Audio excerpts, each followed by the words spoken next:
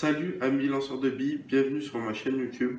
Aujourd'hui, on va se poser la question de pourquoi et comment passer au GBBR. Allez, c'est parti.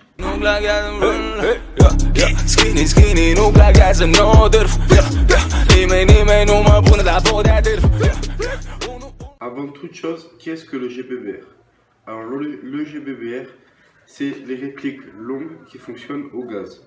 C'est-à-dire que la plupart du temps, il va avoir un mécanisme plus réaliste, un fonctionnement plus réaliste et une manipulation plus réaliste. Comme vous avez pu le voir sur ma chaîne, moi je suis passé au GBR. Pourquoi? Car j'avais envie d'avoir ces sensations de tir. Pour passer au GBBR, il faut se poser plusieurs questions. La première, est-ce que je suis prêt à entretenir ma réplique, c'est-à-dire faire le démontage, nettoyage et remontage à chaque fin de partie? Deuxième question à se poser, est-ce que je suis prêt à avoir plus de frais pour jouer à l'airsoft? Car le gaz, forcément, ça coûte plus cher que l'électricité. Donc sur ce point-là, il va falloir faire des concessions. Troisième point, est-ce que vous êtes prêt à dépenser de l'argent dans votre réplique et surtout dans vos chargeurs? Contrairement aux AEG, un chargeur de réplique de type GBBR comme celui-ci peut coûter entre 30 et 60-70 € l'unité selon les marques et le modèle. Il faut savoir que le GBBR va coûter forcément plus cher qu'une AEG. Donc comme je vous l'ai dit, par rapport au gaz qui coûte plus cher que l'électricité, par rapport aux chargeurs qui coûtent beaucoup plus cher et qui ont une moins bonne contenance, et également au niveau des accessoires qu'on va y apporter. Un des cas les plus concrets que je peux vous apporter est au niveau du point rouge. Si vous prenez un point rouge de mauvaise qualité, il risquera de tenir même pas une semaine, voire même une journée. Également, si vous passez au GBBR, il va falloir un petit peu bricoler. Les démontages sont quand même assez simples, mais souvent il y a besoin de changer des pièces, comme le canon, jouer un peu, le mettre à une passe, qui est un réducteur de puissance pour les répliques GBBR, ou autre modification à faire. Tout cela vous demandera quand même un minimum de savoir-faire en bricolage. Pour que vous compreniez plus facilement, nous allons faire les points négatifs et les points positifs. Commençons par les points négatifs. En point négatif, il y a donc le prix. Le GBBR de base n'est pas forcément plus cher selon la marque que vous prenez. Par contre, si vous commencez à voir à une marque un peu plus haut de gamme, il vous reviendra beaucoup plus cher. Je prends l'exemple de ma G36 qui est une WE. De base, elle vaut 240 €. Une AEG classique de moyenne qualité vaudra ce prix-là.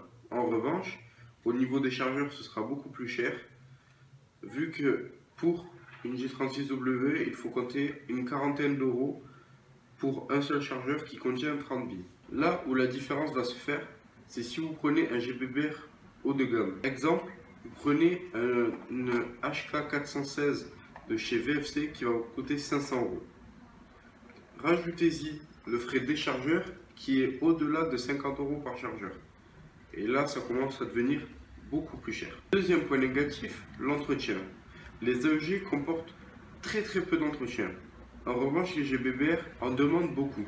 Il faut savoir qu'un GBBR se démonte à peu près comme le vrai. Donc là-dessus, c'est assez simple. La plupart du temps, c'est des goupilles à retirer. Nettoyage assez sommaire, mais suffisant. Remontage et prêt à jouer. En revanche, certaines personnes ne vont pas y arriver. Donc c'est pour ça qu'il faut prendre ce point en compte.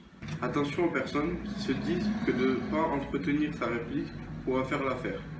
Si vous n'entretenez pas votre GBBR, il risque de lâcher très vite et avoir des performances beaucoup moins bonnes. Également, en troisième point négatif, c'est la contenance des chargeurs. Le GBBR est réaliste. Donc c'est-à-dire que dans un chargeur, comme sur ma G36, je n'ai que 30 billes par chargeur.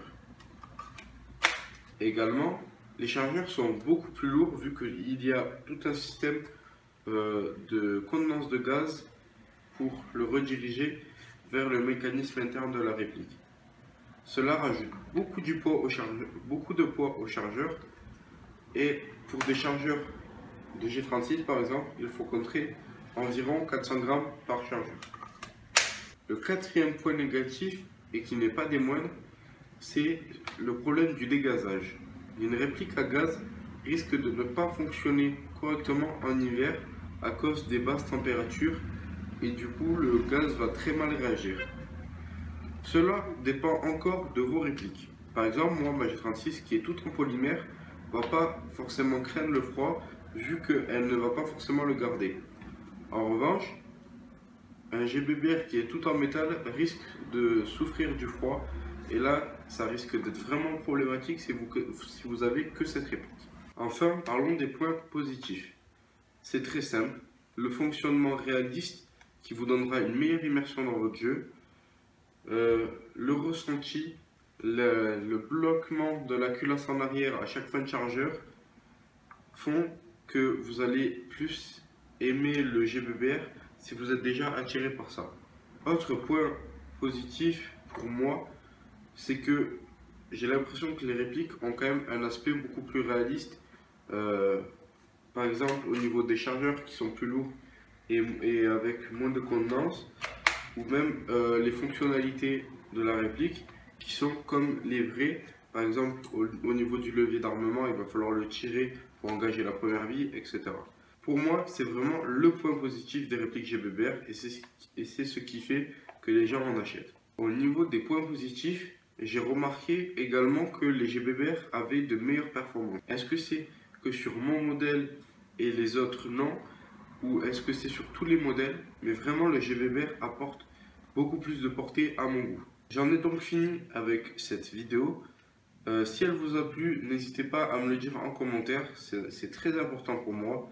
Et puis je vous dis à la prochaine pour une prochaine vidéo. Ciao tout le monde.